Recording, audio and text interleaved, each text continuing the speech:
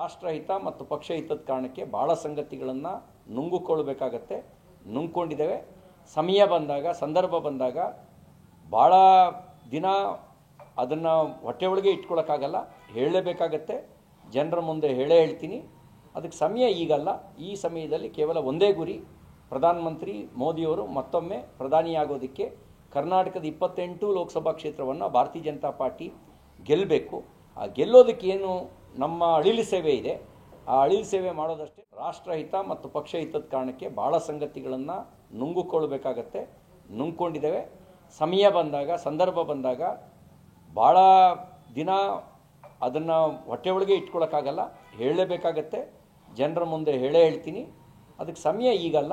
ಈ ಸಮಯದಲ್ಲಿ ಕೇವಲ ಒಂದೇ ಗುರಿ, ಪ್ರಧಾನಮಂತ್ರಿ ಮೋದಿಯವರು ಮತ್ತೊಮ್ಮೆ ಪ್ರಧಾನಿಯಾಗೋದಕ್ಕೆ ಕರ್ನಾಟಕದ 28 ಲೋಕಸಭಾ ಕ್ಷೇತ್ರವನ್ನು ಭಾರತೀಯ ಜನತಾ ಪಾರ್ಟಿ ಗೆಲ್ಲಬೇಕು. ಆ ಗೆಲ್ಲೋದಕ್ಕೆ ಏನು ನಮ್ಮ ಅಳಿಲು ಸೇವೆ ಇದೆ, ಆ ಅಳಿಲು ಸೇವೆ ಮಾಡೋದಷ್ಟೇ.